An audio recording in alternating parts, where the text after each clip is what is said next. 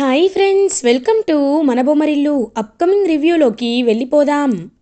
రుద్ర వీరు నిజస్వరూపాన్ని తెలుసుకున్న సాక్ష్యాలతో సహా అందరి ముందు బయట పెట్టాలి అని కరెక్ట్ టైం కోసం వెయిట్ చేస్తున్నాను అని అన్ని నిజాల్ని గంగాతో చెప్తాడు. ఎప్పుడైతే ఆ రోజు ఉమెన్ ట్రాఫికింగ్ అప్పుడు వీరు రింగ్ స్పాట్లో దొరికిందో ఆ రోజే నాకు వీరుపై డౌట్ వచ్చింది. తన కాల్ డేటా అంతా చెక్ చేశాను. కొన్ని సస్పెక్ట్ కాల్స్ని కూడా ఫైండ్ అవుట్ చేశాను. భాను కేసు రీఓపెన్ అవుతున్నప్పుడు తన కళ్ళల్లో భయం, వణుకు, నీపై అరిచిన అరుపు నన్ను క్లియర్గా అతనిపై డౌట్ పడేలా చేశాయి. ఇప్పుడు కూడా ఇదంతా కావాలని చేశాను గంగా. ఎందుకంటే వీరు ఇప్పుడు నువ్వు తనని జోలికి వెళ్లకుండా ఉండాలి అని తను ఒక ప్లాన్ వేశాడు కదా.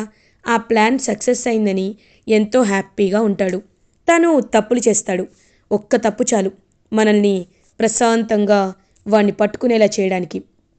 నాకు నాపై నింద వేసినా బాధే లేదు, కానీ నా ప్రాణమైన నా బానుని చంపేశాడు కదా, అది అది నేను తట్టుకోలేకపోతున్నాను. ఖచ్చితంగా వాణ్ణి చంపేయాలనిపిస్తుంది, కానీ సమయం కావాలి, ఖచ్చితంగా కావాలి అని ఇంకా అలా జరిగిందంతా గంగాతో చెప్తాడు Rudra. The big twist is revealed అనమాట. సో గంగ చాలా హ్యాపీగా ఫీల్ అవుతుంది. రుద్ర చేతులు పట్టుకొని, ఏవండి, మీరు నాకు తోడుగా ఉంటారు అంటే అంతకు మించి వరం నాకేముంటుంది. మీకోసం, మీరు నిర్దోషి అని నిరూపించడం కోసం నేను ఏదైనా చేస్తాను అని రుద్రాకి మాటిస్తుంది గంగా. ఇది ఇలా ఉండగా మార్నింగ్ అవుతుంది. రుద్రాకి అకాడమీ నుండి ఫోన్ కాల్ వస్తుంది. ఎవరైతే రుద్ర ట్రైన్ చేస్తున్న అమ్మాయి ఉందో, ట్రైనీ ఉందో, తనని పారు వాళ్ళ అన్నయ్య, ఆపోజిట్ గ్యాంగ్ వాళ్ళు డబ్బులిచ్చి కొనేయాలనుకుంటున్నారు అనే విషయాన్ని తెలుసుకుంటాడు రుద్ర. తెలుసుకొని, లేదు, ఎలా అయినా ఇప్పుడు తనకి ఖచ్చితంగా థ్రెట్ పెడతారు, ఆ థ్రెట్ని నేను లేకుండా చేయాలి అని ఇంకా గట్టిగా ఫిక్స్ అయ్యి బయలుదేరతాడు వెంటనే రుద్ర. అప్పుడే ఇంకా రుద్ర బయలుదేరగానే, సార్ నేనున్నాను కదా సార్, నేను చూసుకుంటాను.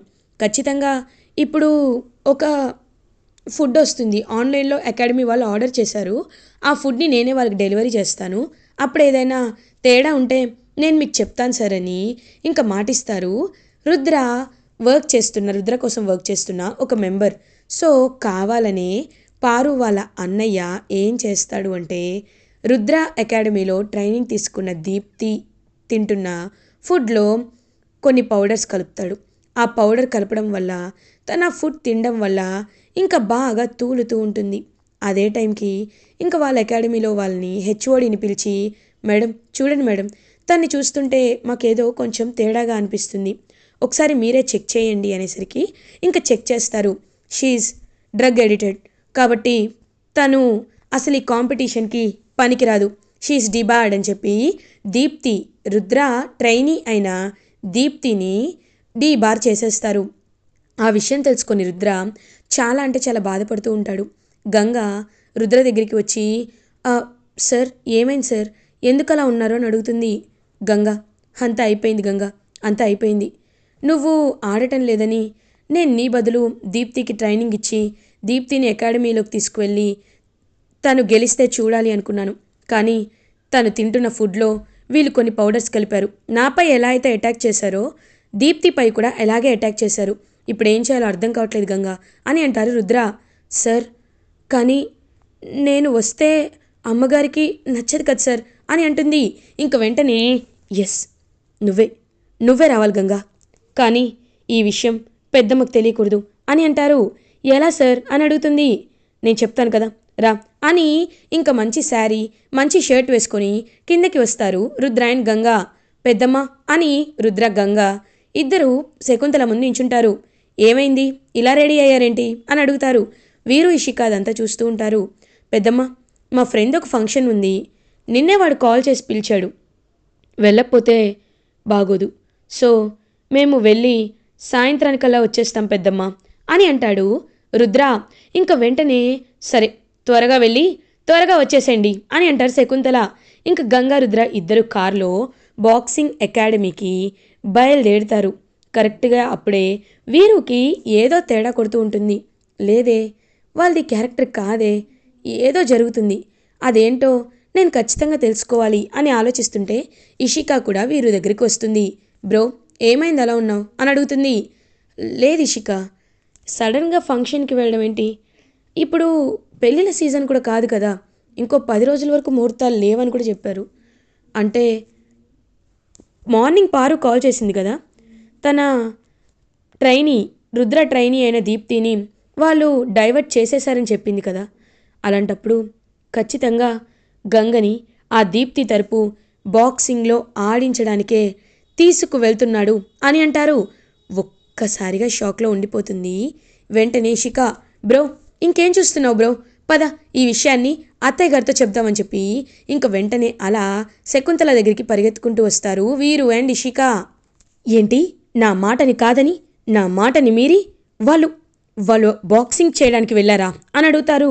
అవునత్తయ్య గారు, కావాలంటే మీరు నాతో రండి, మేం నిరూపిస్తామని చెప్పి ఇంకా అలా బయలుదేరేసరికి వెంటనే అక్కడికి కారులో బయలుదేరుతారు శకుంతల, వీరు, ఇషిక. ముందు కారులో గంగా అండ్ రుద్ర వెళ్తూ ఉంటారు. సార్, మనం ఈజీగానే తప్పించుకున్నాం సార్, కానీ ఎందుకో భయంగా ఉంది సార్ అని అంటుంది. గంగా, నువ్వేం భయపడద్దు, నాకు కాస్త టెన్షన్గానే ఉంది, ఏం పర్లేదులే, మనం చూసుకుందాం అని ఇంకా ఇద్దరు వెళ్తూ ఉంటారు. కరెక్ట్గా అదే టైంలో వెనకాల ఒక కార్ అనేది ఫాలో అవుతున్నట్టు కనబడుతుంది. ఆ కార్ని చూసి ఒక్కసారిగా షాక్ అయిపోతారు గంగా అండ్ రుద్ర. సార్, ఆ కారు వీరు కార్ సార్ అని అంటారు. ఒక్కసారిగా షాక్ అయిపోతారు. ఏంటి, వీరు కారా? అంటే వీరు మనం ఇలా వెళ్తున్నామని తెలుసుకొని పెద్దమ్మకి మ్యాటర్ లీక్ చేసినట్టున్నాడు. వెంటనే మనం వీరుని డైవర్ట్ చేయాలి అని కార్ని సైట్ నిచ్చేస్తారు రుద్ర. ఇంక వెంటనే వీరు వాళ్ళు కూడా అటువైపుగా వెళ్తారు. వెళ్ళి చూసేసరికి గంగా, రుద్ర ఇద్దరు నిజంగా ఫంక్షన్కే వెళ్తూ ఉంటారు. అదంతా చూసి షాక్ అయిపోతాడు వీరు. ఇంకా శకుంతల, ఏంటి వీరు ఇది, వాళ్ళిద్దరూ ఫంక్షన్కే కదా వచ్చారు అని అంటారు. అది కాదత్తయ్య గారు, నేను వాళ్ళ మాటలు విన్నాను అని అంటారు. ఎందుకు వీరు, నువ్వేదో వినుంటావు, ఏదో అనుకున్నావు. ఛ, ఎంత టైం వేస్ట్ అయింది. ఇప్పుడు మనం వాళ్ళని ఇలా అనుమానించామని తెలిస్తే వాళ్ళు ఎంత బాధపడతారు. పదండి వెళ్ళిపోదాం అని అక్కడి నుండి శకుంతల వెళ్ళిపోతుంది. ఇంకలా రుద్ర, గంగ ఇద్దరూ ఒకరి మొహం ఒకరు చూసుకొని చాలా గర్వంగా వీరు వైపు చూస్తూ ఉంటారు. వీరు మాత్రం గంగ వైపు చూస్తూ అక్కడి నుండి వెళ్ళిపోతాడు. ఇంకలా గంగ, రుద్ర, సార్ ఇక్కడ నిజంగా ఫంక్షన్ జరుగుతుందా సార్ అని అంటుంది. అవును గంగా, నాకు 2 days బ్యాకే కార్డ్ వచ్చింది, కానీ నేనే ఇగ్నోర్ చేశాను. బట్ ఇది ఇప్పుడు మనకి ఇలా సేవ్ చేస్తుందని అస్సలు అనుకోలేదు గంగా అని అంటారు. చూసారా సార్, దేవుడు ఎప్పుడైనా మంచి వాళ్ళకి మంచి చేస్తారు. రండి సార్ వెళ్దామని చెప్పి ఇంకా హ్యాపీగా బాక్సింగ్ అకాడమీకి బయలుదేరుతారు గంగా అండ్ రుద్ర. ఇంకా అలా గంగా రుద్ర తరపున, దీప్తి తరపున బాక్సింగ్ రింగ్లోకి దిగుతుంది. అలా తన ఆపోజిట్ కాంపిటీటర్ని ఓడించడానికి సిద్ధమవుతుంది గంగా రుద్రప్రతాప్. సో ఆ అపోనెంట్ని బాగా కొట్టి కొట్టి ఓడిచ్చేస్తుంది గంగా.